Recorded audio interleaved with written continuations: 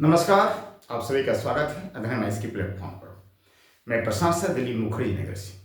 आज हम बात करने वाले हैं पॉलिटी से, सब्जेक्ट से, ठीक है। और टॉपिक होगा अनुच्छेद। अनुच्छेद जैसा आपको पता है, अनुच्छेद एक ऐसा टॉपिक है, कोई भी एग्जाम दीजिए आप, यहां तक यूपीएससी, पीसीएस, एसएससी,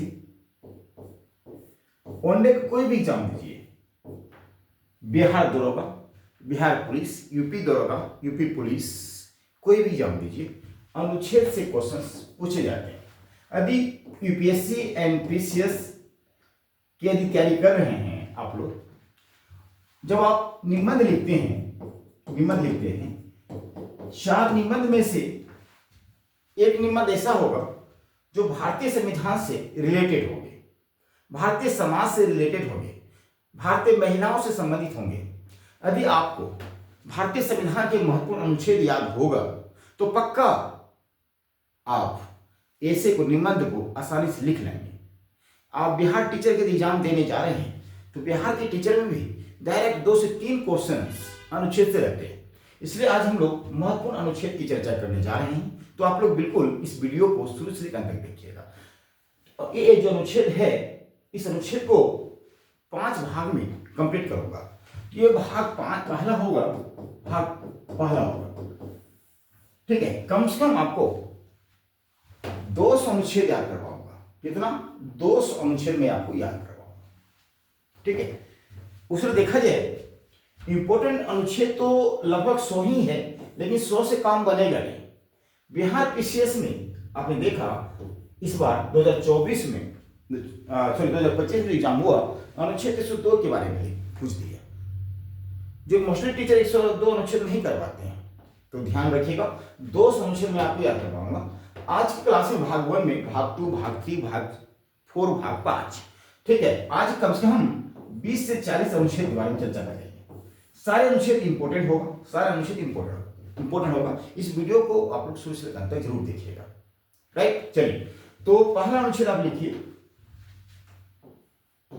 पहला अनुच्छेद लिखिए आप, समानता का अधिकार। समानता का अधिकार। अब यहां डायरेक्ट पूछता है राइट टू इक्वलिटी, समानता का अधिकार। जो समानता का अधिकार है किस अनुच्छेद में है? तो याद रखिएगा अनुच्छेद 14। क्या बोलेंगे? अनुच्छेद 14। तो ये बताइए, क्या अनुच्छेद 14 क्वेश्चन नहीं पूछ रहे? समानता का अधिकार, ठीक है। अब समानता का अधिकार मतलब क्या? कानून के समक्ष समानता, कानून के समक्ष समानता। कानून के समक्ष समानता की बात करता है। समता का अधिकार मतलब कानून के समक्ष समानता का अधिकार, यह कहना चाह रहे हैं। उस तरह देखा जाए, ये जो टॉपिक है समानता का अधिकार, यह टॉपिक मौलिक अधिकार से, मौलिक अधिकार से, इस बात को ध्यान रखिएगा। किससे? मौलिक अधिकार से। तो मौलिक अधिकार के बारे में आप ये जान लीजिए, हमारे भारतीय संविधान में मौलिक अधिकार 7 था। कितना था? 7। 7वां मौलिक अधिकार जो था, 7वां मौलिक अधिकार, 7वां जो मौलिक अधिकार था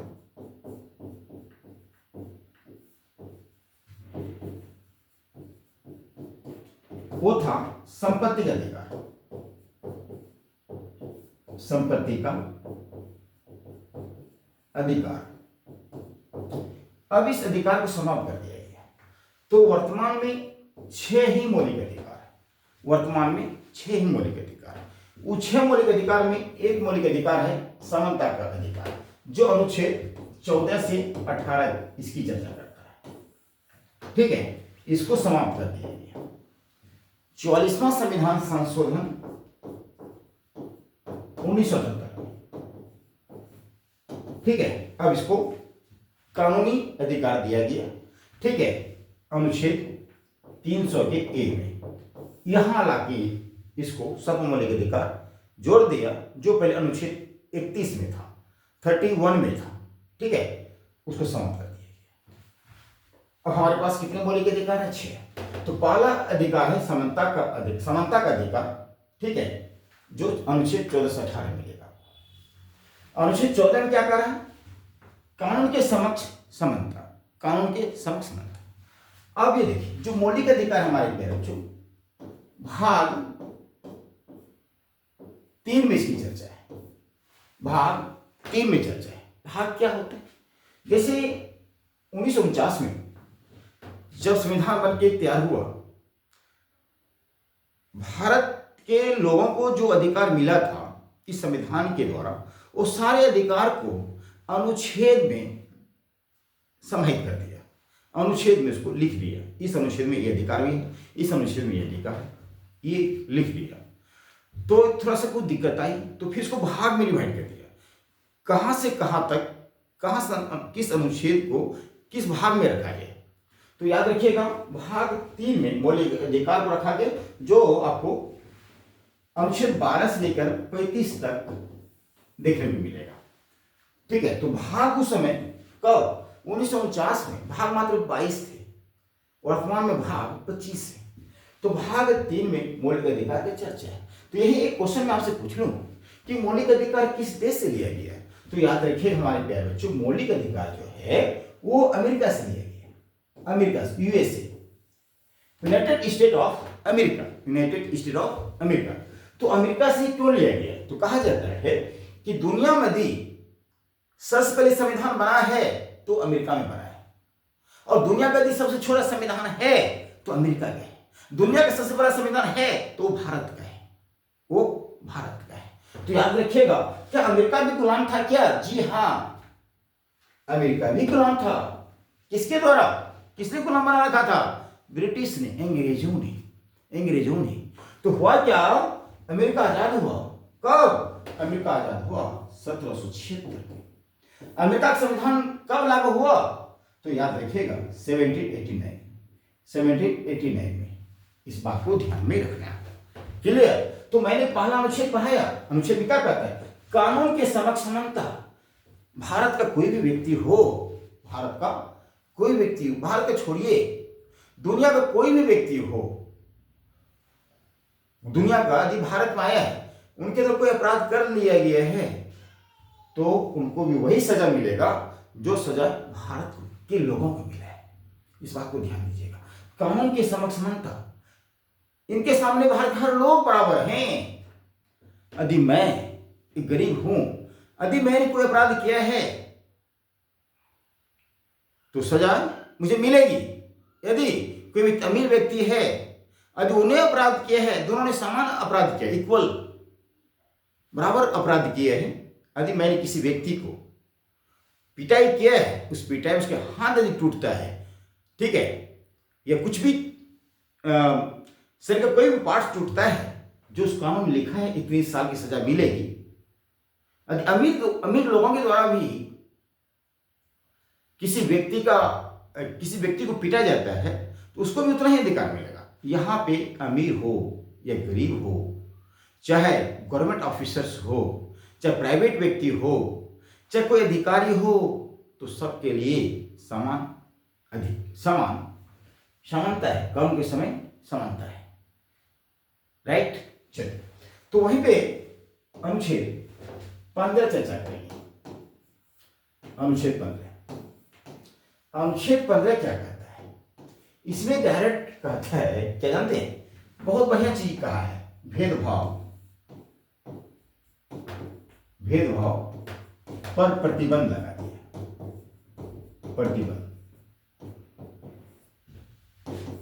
भेदभाव पर प्रतिबंध की बात करता है भाव साहब। जानते हैं कहता है कि क्या भेदभाव? कहता है भेदभाव नहीं करना है। चाहे आप बच्चा हो, चाहे आप जवान हो, चाहे आप बूढ़ा हो, चाहे आप लड़का हो, चाहे आप लड़की हो, चाहे आप गरीब हो, चाहे आप अमीर हो, चाहे आप हिंदू हो, चाहे आप मुसलमान हो, ऐसा धर्म, जाति, लिंग, ठीक है, भेदभाव नहीं करना है। किसी भी जात से क्यों न हो या कहीं जन्म क्यों ले आओ, बिहार में जन्मा हो, उत्तर प्रदेश में, महाराष्ट्र में, तो आपको भेदभाव नहीं करना है। चाहे वो लड़का हो चाहे वो लड़की हो, किसी के साथ कोई भेदभाव नहीं करना। चाहे वो एससी हो चाहे वो एसटी हो, चाहे वो ओबीसी हो चाहे वो जनरल हो, इस पर रोक लगा दी गई। रोक प्रॉपर प्रतिबंध कर दिया गया है कि भेदभाव पे प्रतिबंध लगा दिया, कोई किसी से भेदभाव नहीं करेगा। कई बार होता है ना, तुम हिंदू हो, तुम मुस्लिम हो, तुम लड़की हो, तुम लड़का हो, तुम जवान हो, तुम बूढ़ा हो, ठीक, तुम ईसाई हो, तुम मुस्लिम हो, ठीक है ना, तुम एससी एसटी हो, इस प्रकार के भेदभाव बहुत चलता था, उस पर रोक लगा दिया गया। ठीक है, यहाँ पे भेदभाव पे प्रतिबंध की चर्चा करता है अनुच्छेद 15। कीजिए, अनुच्छेद 14 कीजिए, 15 कीजिए, और ये दोनों क्वेश्चंस अनुच्छेद बार बार पेपर में पूछे गए। अनुच्छेद 16, अनुच्छेद 16, तो अनुच्छेद 16 क्या कहता है? इसमें कहता है अवसर की समानता, अवसर की समानता की बात करता है। ठीक है, कौन सा अवसर?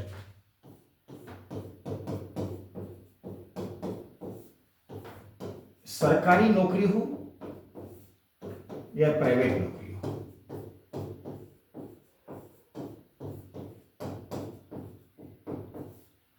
सरकारी नौकरी हो प्राइवेट नौकरी हो, ज्यादातर सरकारी नौकरी के बारे में व्याख्या किया गया है, लेकिन यहां पे कहा गया है योग्यता के अनुसार, आपके पास जो योग्यता है उसके अनुसार आप गवर्नमेंट जॉब, चाहे एसएससी का हो, चाहे वो पीसीएस का हो, चाहे यूपीएससी का हो, कोई भी जॉब हो भारत सरकार का या स्टेट सरकार का, उसमें सबको अवसर की बात करता है। सबके लिए खुला दरबार है, किसी भी जाति धर्म का लोग हो, ठीक है, लड़का हो लड़की हो, सबके लिए अवसर है।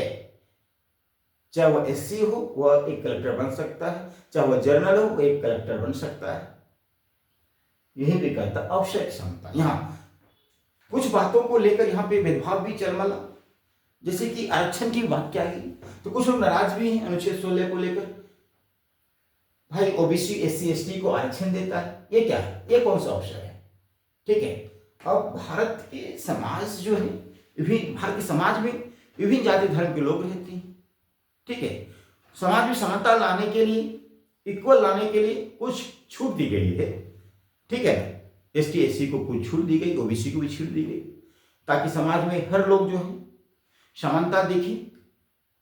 ठीक है, हर तरह की समानता दिखे, हर तरह की समानता, चाहे वो गरीब ना रहे। ठीक है, इसलिए उसको कुछ छूट दिया गया है विशेष रूप से। तो अवसर की समानता, गवर्नमेंट जॉब हो या प्राइवेट जॉब हो, ठीक, ज्यादा गवर्नमेंट जॉब वाले ही आपको ध्यान रखना है। ठीक, तो गीता के अनुसार कोई भी जॉब प्राप्त कर सकते हैं, सबके लिए खुला दरबार है।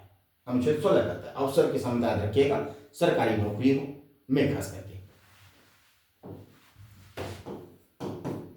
अनुच्छेद 17, अनुच्छेद 17 क्या कहता है? ये इसमें कहता है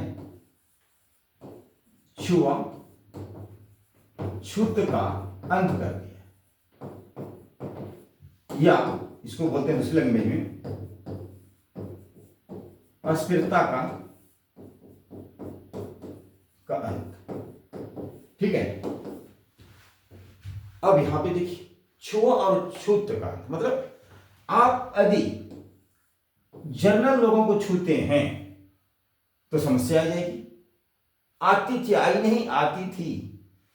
तो यहां पे इतना भेदभाव था छुआछूत को लेकर, तो भारत जब आजाद हुआ इस पे कानून बना, कहा कि अब से जो है कोई व्यक्ति जो है एससी हो एसटी हो या कोई सी भी जाति धर्म के लोग हो, उनसे कोई भी आपको भेदभाव नहीं करना है। ठीक है ना, यदि वो व्यक्ति आपको छू भी लेता है तो कोई भी भेदभाव को नहीं रखना है, छुआछूत का ही अंत कर दिया। अभी भी कुछ समाज में इस प्रकार की मानसिकता बना हुआ है। खैर पढ़े लिखे लोग भी आ रहे हैं, थोड़ा सा इंटेलेक्चुअल लोग भी आ रहे हैं भारत में, थोड़ा उस पर काफी कंट्रोल किया जा रहा है।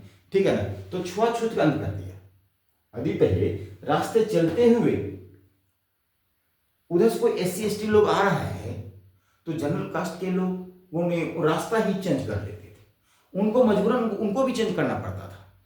बहुत सारी कठिनाई थी, बहुत ज्यादा स्ट्रेन को बोलते हैं। आप कल्पना भी नहीं कर पाएंगे क्या वो छूत था उस समय, डेंजरस। कहां समाज में समानताएं भी कभी कभी ना आ सकती थी। इसलिए भारत का संविधान बना। इसको बनाने में 1-2 दिन नहीं लगा, 2 साल 11 महीने 18 दिन लगे। बड़े बड़े लोगों ने पार्टिसिपेट किया, 389 लोगों ने पार्टिसिपेट किया। संविधान में बनाने में कम से कम 389 लोगों का योगदान है। 389 भीमराव अंबेडकर को सुनी नाम जानते हैं आप, बड़े विद्वान, ठीक है, उनको बोला जाता है संविधान का पिता माना जाता है, ठीक है। इसलिए आप लोग भारतीय संविधान का आदर कीजिए, भारतीय संविधान को पढ़िए। 345 पेज का है, इस बात को ध्यान रखिएगा, और 17,369 शब्दों में लिखी गई है इस संविधान, राइट। तो आइए बात करते हैं, अनुच्छेद 17 भी कंप्लीट छुआछूत का अस्पृश्यता का कर दी गई। अनुच्छेद 18,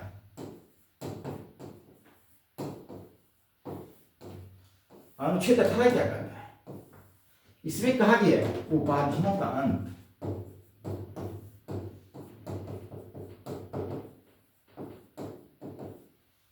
अपने मन से उपाधि नहीं ले सकते आप।